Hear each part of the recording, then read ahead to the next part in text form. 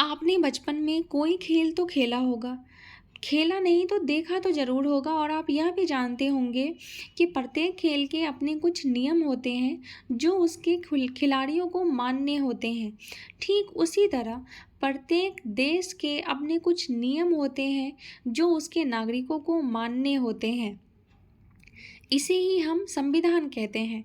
संविधान लिखित या अलिखित हो सकता है।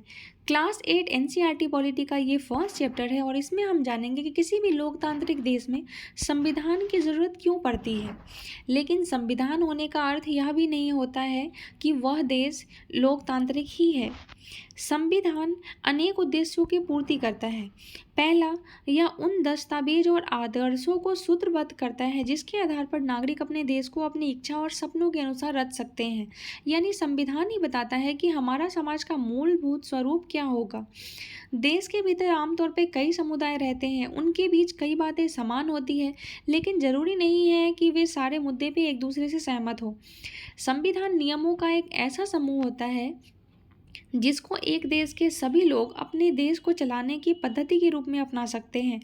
इसके जरिए वे न केवल यह तय करते हैं कि सरकार किस तरह की होगी, बल्कि उन आदर्शों पर भी एक साझी समझ विकसित करते हैं जिनकी हमेशा पूरे देश में रक्षा की जानी चाहिए। 1934 में पहली बार भारतीय राष्ट्रीय कांग्रेस ने संविधान सभा के गठन की मांग की थी। केवल भारतीयों को लेकर बनने वाली एक स्वतंत्र संविधान सभा की यह मांग सेकेंड वर्ल्ड वॉर के टाइम और ज़्यादा तेज हो गई थी। अंततः 1946 में संविधान सभा का गठन किया गया। अगर आप किसी एग्ज़ाम के लिए पढ़ रहे हैं, स्पेशली सीटेट के लिए पढ़ रहे हैं, तो इस एनसीईआरटी बुक का एक एक लाइन आपके लिए बहुत इंपॉर्टेंट है, इसको ध्यान से पढ़िए।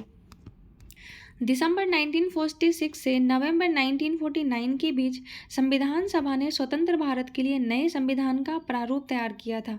हमारे संविधान को बनने में कुल 2 साल 11 महीने और 18 दिन का समय लगा था। आप सभी ये जानते होंगे कि हमारे देश पे 150 सालों तक अंग्रेजी हुकूमत रहा। सेकेंड वर्ल्ड वॉर के दौरान जब इंग्लैंड सेकेंड वर्ल्ड वॉर में बिजी थी, तब उन्हें हमें अपने देश से भगाना आसान हो गया था। अंग्रेजी हुकूमत के बाद भारतीयों को आखिरकार अपनी नियति और भविष्य तय करने का मौका मिला था। संविधान सभा के सदस्यों ने स्वतंत्रता संघर्ष से उपजे महान आदर्शों को ध्यान में रखते हुए इस काम को गंभीरता से अंजाम दिया था। आगे बढ़ने से पहले हम लोकतंत्र और राजतंत्र में अंतर समझते हैं। लोकतंत्र क्या होता है? तो लोकतंत्र ऐसा शासन होता है जहाँ पे जनता अपने लिए सरकार को चुनती है। वोट के माध्यम से वे अपने नेता को चुनती है ताकि वे उनके अधिकारों की रक्षा करे, और नहीं करने पे वे नेता से सवाल भी पूछ सकती है, नेता को जवाब देना पड़ता है। इसके विपरीत राजतंत्र में राजा का शासन होता है। राजा अपनी मर्जी से मंत्रिमंडलों के कुछ सलाह से निर्णय लेता है और उसे अपने कामों के लिए जनता को कोई जवाब नहीं देना पड़ता, ना ही जनता उनसे सवाल पूछ सकती है। ऐसा ही राजतंत्र पहले नेपाल में था, लेकिन नेपाल में लोकतंत्रों के लिए कई जन संघर्ष हो चुके थे। 1990 में हुए संघर्ष के बाद लोकतंत्र की स्थापना भी हो गई थी, लेकिन यह लोकतंत्र सिर्फ 12 सालों तक ही रही। अक्टूबर 2002 में राजा ज्ञानेंद्र ने गांवों में माओवादी संगठनों के प्रभाव का बढ़ता हुआ बहाना देकर सरकार के विभिन्न कामों को अपने कब्जे में कर लिया था।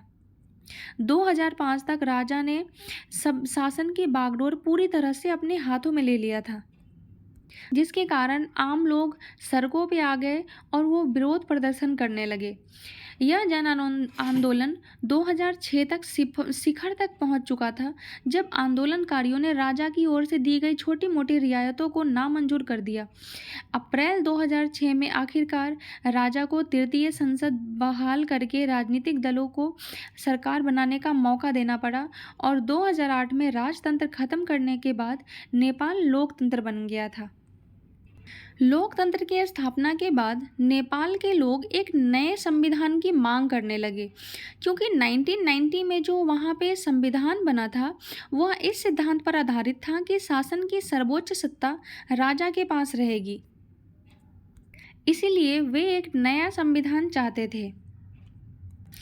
अंततः नेपाल के लोगों ने 2015 में अपने देश के लिए एक नया संविधान अपनाया। संविधान का दूसरा मुख्य उद्देश्य होता है कि देश की राजनीतिक व्यवस्था को तय करना। नेपाल के पुराने संविधान में कहा गया था कि देश के शासन की बागडोर राजा और मंत्रिपरिषद के हाथ में रहेगी। जिन देशों ने लोकतांत्रिक शासन पद्धति या राज व्यवस्था चुनी है, वहाँ निर्णय प्रक्रिया के नियम तय करने में संविधान बहुत अहम भूमिका अदा करता है। लोकतंत्र में हम अपना नेता खुद चुनते हैं ताकि हमारी ओर से वे सत्ता का जिम्मेवारी के साथ इस्तेमाल कर सके, लेकिन फिर भी इस बात की संभावना हमेशा बनी रहती है कि ये नेता सत्ता का दुरुपयोग कर सकते हैं। इसी तरह के विकृतियों से बचाव का उपाय संविधान में मिलता है। राजनेताओं द्वारा सत्ता के इस दुरुपयोग से लोगों के साथ भारी अन्याय हो सकता है। इसलिए लोकतांत्रिक समाज में प्रायः संविधान में ऐसे नियम तय करता है जिसके द्वारा राजनेताओं के हाथों सत्ता के इस दुरुपयोग को रोका जा सके। भारतीय संविधान में ऐसे बहुत सारे कानून मौलिक अधिकारों को वाले खंड में दिए गए हैं, जिसको इस चैप्टर में हम आगे पढ़ेंगे। लोकतंत्र में संविधान का एक महत्वपूर्ण काम यह होता है कि कोई भी ताकतवर समूह किसी दूसरे कम ताकतवर समूह के खिलाफ अपनी ताकत का इस्तेमाल भी ना करे। ऐसी हालत लोकतांत्रिक समाजों में भी पैदा हो सकती है, जहां बहुमत वाला गुट लगातार ऐसे फैसले लागू करता रहे जिसमें अल्पसंख्यकों की सहमति नहीं होती है और उनका नुकसान होता है। बहुमत की निरंकुशता का खतरा हर समाज में बना रहता है। संविधान में दिए गए नियमों से इस बात का ख्याल रखा जाता है कि अल्पसंख्यकों को किसी चीज़ से वंचित ना किया जा सके जो बहुसंख्यकों के लिए सामान्य रूप से उपलब्ध है। अल्पसंख्यकों पर बहुसंख्यकों की इस निरंकुशता को दबदबे या प्रतिबंध लगाना भी संविधान का महत्वपूर्ण कार्य है। अब यहाँ हम इंटर कम्युनिटी और इंट्रा कम्युनिटी में अंतर समझते हैं।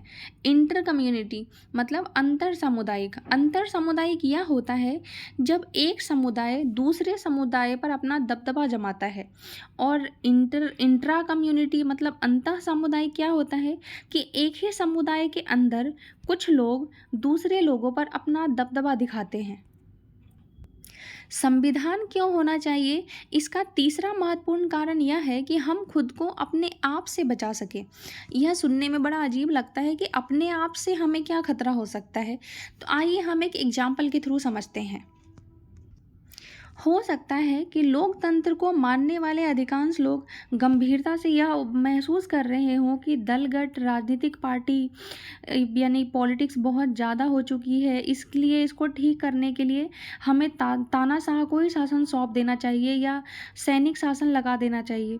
इस भावना में बह के लोग यह नहीं समझ पाते हैं कि अगर लंबे टाइम तक तानाशाही शासन हो तो उनके सारे हितों का तहस नहस कर देगा। एक अच्छा संविधान देश की बुनियादी संरचना को इस तरह के उन्माद से बचाता है। यह ऐसे प्रावधानों को आसानी से पलटने नहीं देता जिसके जरिए नागरिकों की अधिकारों का आश्वासन मिलता है और उनकी स्वतंत्रता की रक्षा होती है। संविधान हमें ऐसे फैसले लेने से भी रोकता है जिससे हम उन बड़े सिद्धांतों को ठेस पहुंचा सकते हैं जिसमें देश आस्था रखता है। अब तक आप समझ गए होंगे कि संविधान किसी भी लोकतांत्रिक समाज में कितना महत्वपूर्ण भूमिका निभाता है। ये चैप्टर बहुत लंबा होने के कारण हम इसे 2 पार्ट में कवर करेंगे। इस वीडियो में इतना ही, मिलेंगे अगले वीडियो में। तब तक के लिए बाय बाय। मेरे साथ बने रहने के लिए थैंक यू सो मच।